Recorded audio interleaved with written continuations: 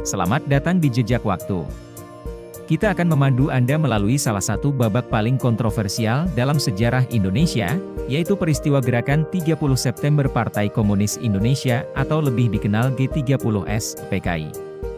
Kami akan menjelajahi peristiwa-peristiwa penting yang terjadi dan dampaknya terhadap Indonesia, serta meninggalkan Anda dengan intisari kunci di akhir video ini.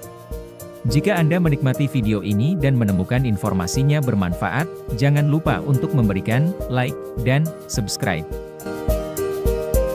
Kita awali pada tahun 1965, Indonesia adalah negara yang tegang. Presiden Soekarno memimpin negara ini sejak kemerdekaannya pada tahun 1945.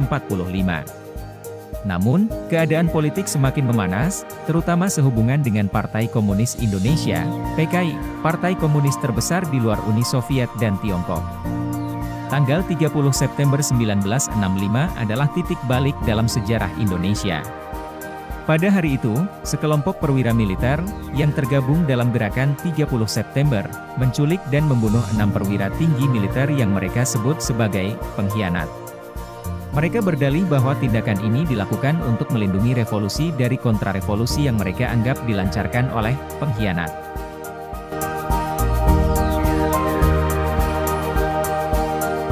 Namun, G30S menjadi katalisator bagi perubahan besar. Jenderal Soeharto memimpin pasukan untuk menumpas G30S dan mengambil alih kekuasaan.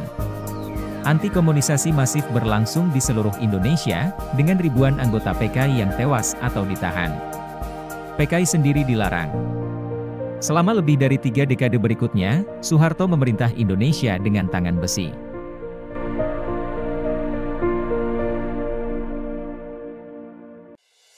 Setelah mengambil alih kekuasaan, Jenderal Soeharto mengonsolidasikan kekuatan militer dan politiknya.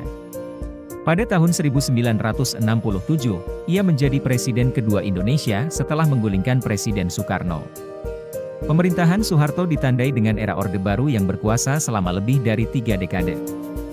Masa pemerintahan Soeharto adalah periode yang kompleks. Di satu sisi, ekonomi Indonesia berkembang pesat selama masa ini, dengan program pembangunan dan investasi asing yang masif. Di sisi lain, kebijakan politiknya cenderung otoriter. Media dan aktivis hak asasi manusia dibatasi, dan oposisi politik dihapuskan.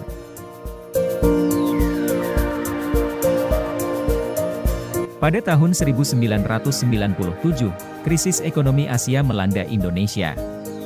Ini memicu unjuk rasa massa dan ketidakpuasan terhadap rezim Soeharto. Pada tahun 1998, setelah demonstrasi besar-besaran di seluruh negeri, Soeharto mengumumkan pengunduran dirinya. Ini adalah akhir dari era Soeharto dan dimulainya era reformasi politik di Indonesia. Era reformasi membawa perubahan besar. Pemilihan presiden secara langsung diadakan, dan Indonesia menjadi negara demokratis yang semakin terbuka. Meskipun mengalami beberapa tantangan dan pergantian kepemimpinan selama tahun-tahun berikutnya, Indonesia tetap bergerak menuju masa depan yang lebih demokratis.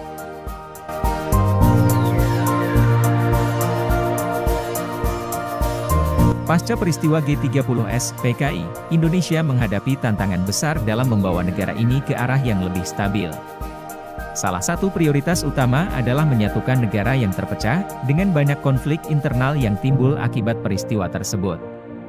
Selain itu, perekonomian negara mengalami masa-masa sulit, dan tantangan ini semakin diperparah oleh blokade ekonomi internasional terhadap Indonesia. Pada tahun 1966, pemerintahan Soeharto mengeluarkan kebijakan pembangunan 5 tahun pertama, yang berhasil menghidupkan kembali ekonomi Indonesia.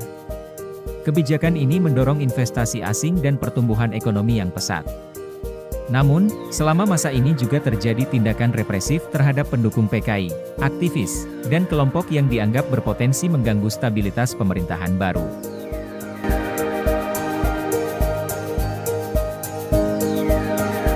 Kampanye anti-komunisasi yang brutal berlangsung di seluruh negeri. Ribuan anggota PKI dan simpatisannya tewas atau ditahan, dan partai tersebut dilarang secara resmi. Proses rekonsiliasi nasional memakan waktu lama, dan trauma dari peristiwa tersebut masih dirasakan oleh banyak keluarga hingga hari ini. Pada tahun 1967, Soeharto resmi menjadi presiden kedua Indonesia. Pemerintahan Soeharto ditandai dengan ketegangan politik, pelarangan partai politik yang tidak mendukungnya, serta kontrol yang kuat terhadap media dan oposisi. Meskipun ekonomi terus tumbuh, hak asasi manusia seringkali diabaikan.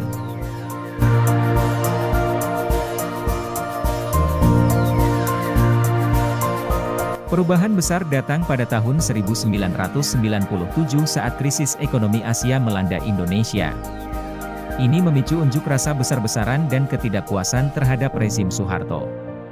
Pada tahun 1998, setelah demonstrasi massal di seluruh negeri, Soeharto mengumumkan pengunduran dirinya. Ini adalah akhir dari era Soeharto dan dimulainya era reformasi politik di Indonesia. Setelah pengunduran diri Soeharto pada tahun 1998,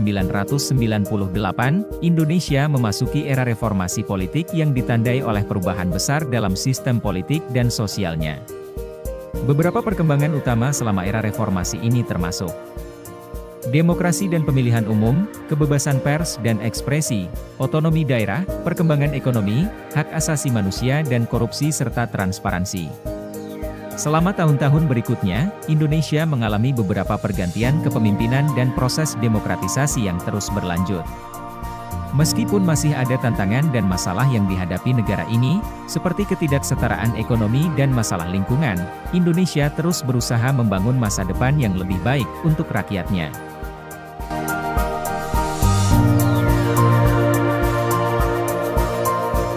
Hari ini, Indonesia adalah negara demokratis yang ekonominya terus berkembang. Tetapi, peristiwa G30S PKI tetap menjadi topik sensitif dalam sejarah Indonesia. Setiap tahun, Hari Kesaktian Pancasila, pada tanggal 30 September diadakan untuk menghormati korban dan mempromosikan ideologi Pancasila sebagai dasar negara. Intisari dari semua ini adalah bahwa G30S PKI adalah salah satu babak paling kontroversial dalam sejarah Indonesia, dengan dampak yang terasa hingga saat ini. Ini adalah pengingat akan pentingnya memahami masa lalu untuk membentuk masa depan yang lebih baik. Terima kasih telah menonton. Jangan lupa like, share, dan subscribe untuk konten lebih lanjut. Kami akan kembali dengan lebih banyak informasi sejarah lainnya. Sampai jumpa!